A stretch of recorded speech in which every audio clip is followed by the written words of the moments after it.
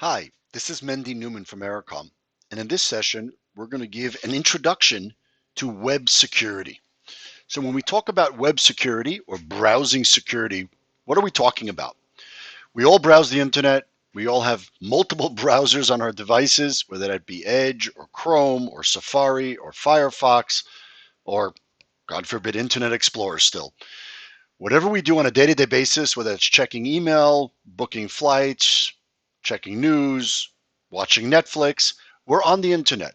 When you're on the internet, that means your local device is communicating with web servers and information outside your local network, whether that be your home network, whether that be your business network, whether that be from a device inside a police car. When you're browsing the web, there is two-way communication going on between you and the internet. And unfortunately, there are malicious actors out there who are just waiting for you to click on a bad link, waiting for you to open an email with a malicious attachment, and they will then deliver a virus or malware to your device. Once they have infiltrated your local device, they can then proceed from there to try to gain access to the rest of your corporate network. The stories are abundant on the internet. Hotels that are hacked, companies that are hacked, hospitals that are hacked. Sometimes data is deleted, sometimes data is held at ransom, sometimes private data is released to the public. Anytime you browse the internet, you are at risk of being exposed to these types of attacks. And we need to have tools in place, especially in a corporate environment, to give you protection to make sure that a user does not click on the wrong link, to make sure that when a user goes to a site, either the site is blocked or the site is somehow protected from the user's local device and network. Even when you're in a virtual meeting, Zoom, Teams, WebEx, Google Meet, files are being transferred, links are being transferred. Even as simple as entering into a Zoom meeting and clicking on a link or exchanging a file could lead to a hacker taking over your device. This is real. This is not just scare tactics. Statistics show that more than 80% of malware that comes into a corporate environment comes in via web browsing or email. Another small percentage comes in via USB devices or people bringing other devices from other locations. But most of the attacks come via email and web browsing.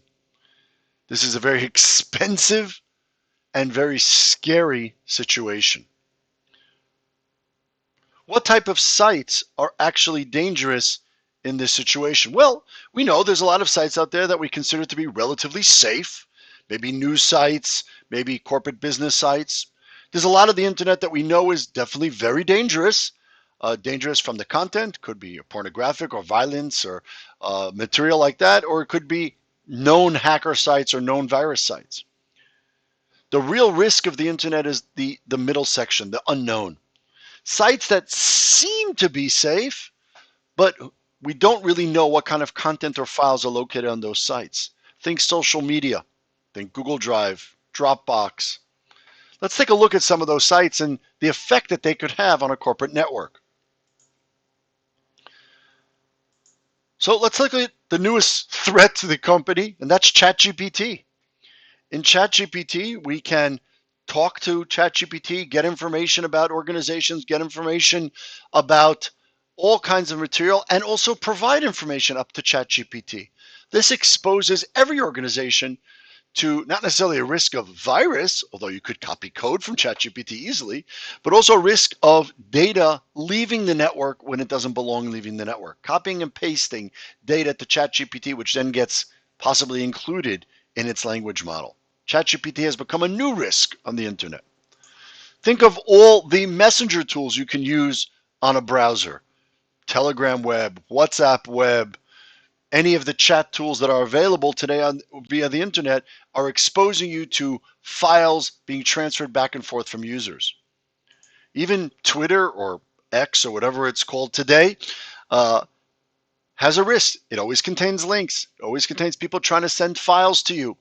These and other sites like this seem innocuous, seem safe, but can contain malicious content which exposes the organization to the threats of the internet.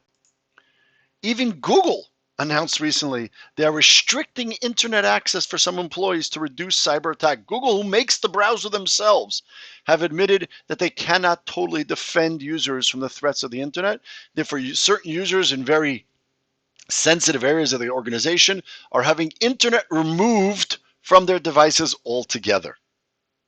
So the threat of the web is real in all situations, whether you're dealing with a mobile device, a desktop device in an office, a desktop device in a laptop that's sitting in a hotel room, a internet connected device in an automobile, in a fire truck, hospitals, wherever it might be. Any device that's connected to the internet and having communication requires web security solutions to make sure that the device and its connected network are safe.